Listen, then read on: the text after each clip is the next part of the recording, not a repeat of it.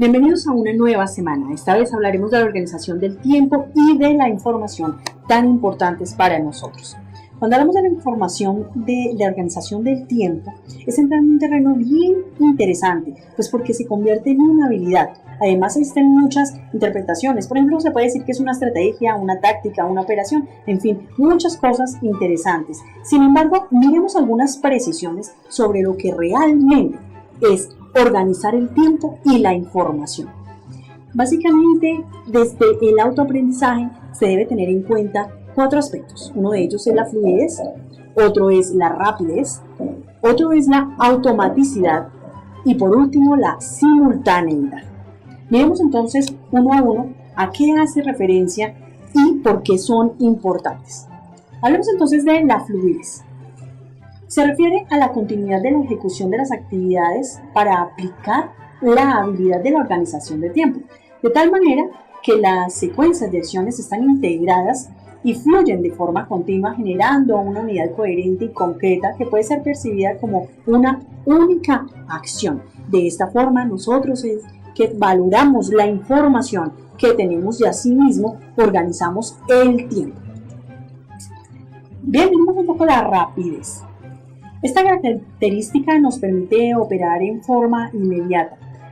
Quien posee esta habilidad, que digo no es muy fácil, desencadena en una serie de acciones de forma muy rápida, porque se utiliza velozmente la información de manera relevante y significativa, lo cual nos permite actuar con inmediatez y saber exactamente si una página nos sirve o no nos sirve, y de esa manera pues no perdemos el tiempo. La automaticidad está referida a la pérdida de la conciencia en la realización de las actividades asociadas a esa habilidad del tiempo. ¿Cómo así? Bien, se disminuye la capacidad de reacción de la persona frente a una situación específica. Esto ocurre porque no es necesario pensar en qué se hace y cómo se hace. Sencillamente, lo que hacemos es actuar. Es una acción-reacción de nuestro intelecto. Cuando hablamos de la simultaneidad, que sería la última acción, implica una ejecución de varias actividades simultáneas. Esto ocurre en un nivel de pericia que se logra en la aplicación de la organización del tiempo y la agilidad, lograda a través de otras habilidades como lo son la fluidez, la rapidez, la automaticidad. Nos permite, además, en este proceso, que se fundamente una meta, la cual se tiene mediante el cumplimiento de una tarea específica para lograr un objetivo propuesto. Todas las anteriores debemos decir que son vitales para la organización de nuestro tiempo, pero antes que nada debemos ser unos buenos lectores. Esto no se logra de la noche a la mañana, pues eso se dificulta, porque automatizar nuestras estrategias de lectura no es tan fácil y nos exige práctica. Bueno, entonces miremos un poco cómo se da esto a nivel de los espacios digitales, los espacios virtuales de aprendizaje. Ya dijimos que existen unas características, pero todo esto, ¿cómo lo concretamos? Bien. A nivel digital, pues tenemos que centrarnos en el proceso básico del pensamiento. Uno de ellos es centrar la atención ¿en qué? En atender a los fragmentos seleccionados de la información e ignorar lo que no nos sirve. Debemos definir un problema. Antes que nada, debemos clarificar cuál es la necesidad o cuál es la situación que queremos investigar. Debemos establecer una meta y señalar la orientación del propósito. Si no, pues estamos perdiendo tiempo. Miremos ahora otro paso, otra habilidad, que es la capacidad de recolectar esa información. Esta es la conciencia básicamente de los datos importantes necesarios para el proceso cognitivo, es decir, lo que nos va a ayudar a aprender realmente. Para ello debemos observar detenidamente la información por medio de uno o más sentidos. Bueno, en este caso estaríamos hablando sobre todo desde lo visual y pues tener algo de astucia. Y además formularnos preguntas. Es importante antes de cualquier información formularnos algunas preguntas. Generalmente se qué, cómo, por qué y para qué. Miremos entonces ahora la organización de la información. Esto básicamente se dispone para quien pueda utilizar con mayor eficacia la rapidez y la fluidez. Bueno, se trata de comparar, debe ser advertir similitudes y diferencias entre lo que estamos buscando, llámese herramienta, llámese un documento, en fin. Debemos clasificar, es decir, debemos ser capaces de agrupar etiquetas, entidades sobre una base de datos o atributos. Esto lo podemos hacer a través de mapas mentales. Debemos ordenar, es decir, ubicar entidades de una secuencia según el criterio dado. Tú ya tienes una pregunta, sabes entonces ese qué, dónde lo debes colocar, ese para qué, y así sucesivamente.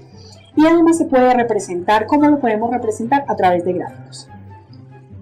Cuando analizamos la información, básicamente estamos clarificando lo que estamos examinando por partes y esas relaciones que existen entre ellas.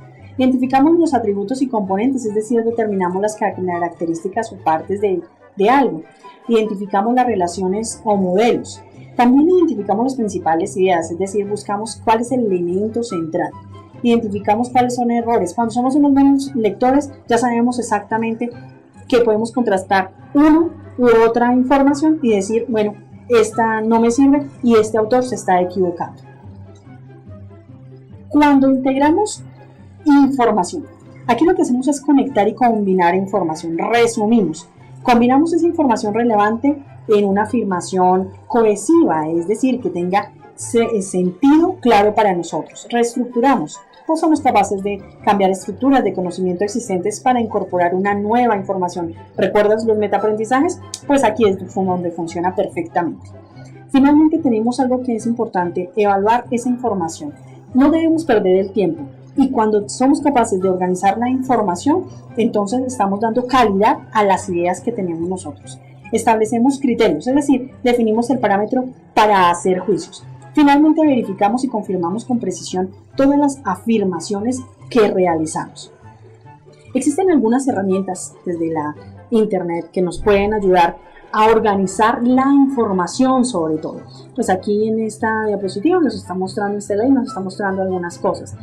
Pero algo importante y que sugerimos aquí, por ejemplo, desde Google Drive, cuando organizamos carpetas, cuando tenemos el blog de notas, cuando utilizamos también esas agendas electrónicas, cuando colocamos información compartida. Esto nos permite realmente agilizar y traer la información que realmente necesitamos sin pérdida de tiempo.